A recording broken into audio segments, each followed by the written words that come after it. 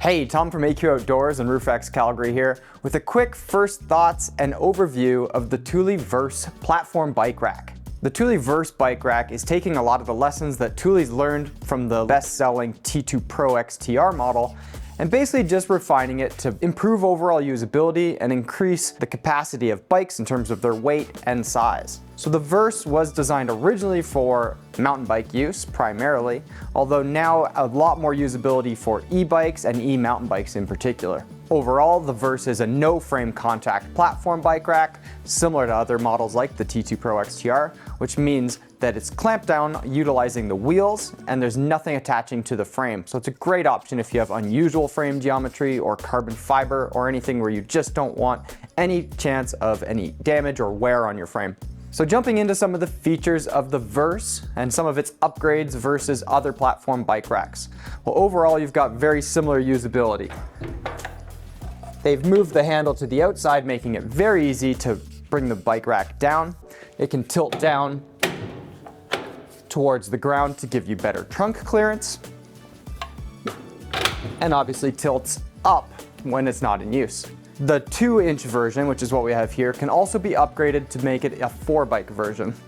What you may see from the camera, or might not, is that they've done this bike rack on a bit of an incline.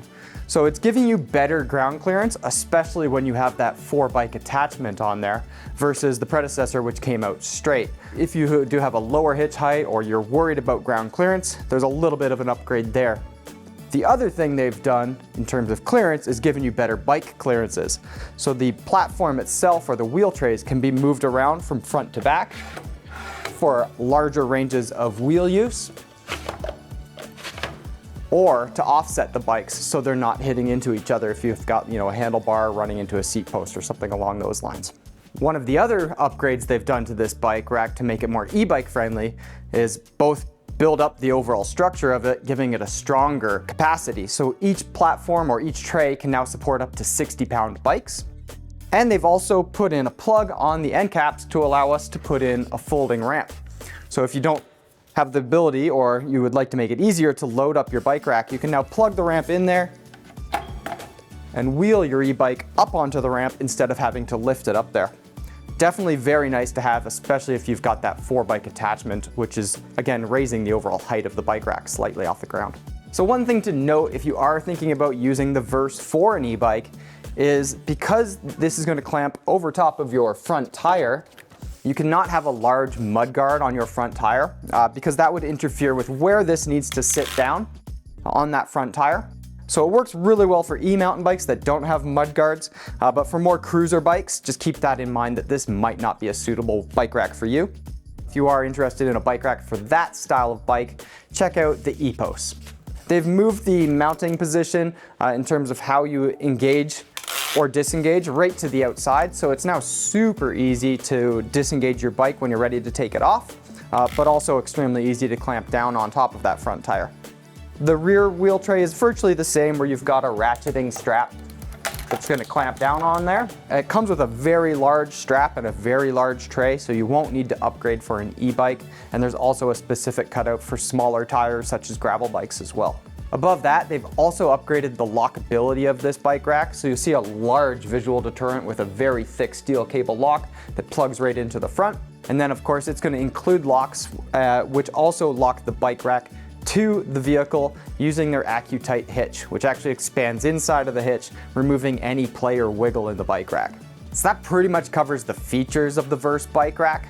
Again, if you are looking at the 1.25-inch option, it's going to be limited to 2 bikes, where the 2-inch version can be upgraded with a 2-bike add-on to make it a 4-bike.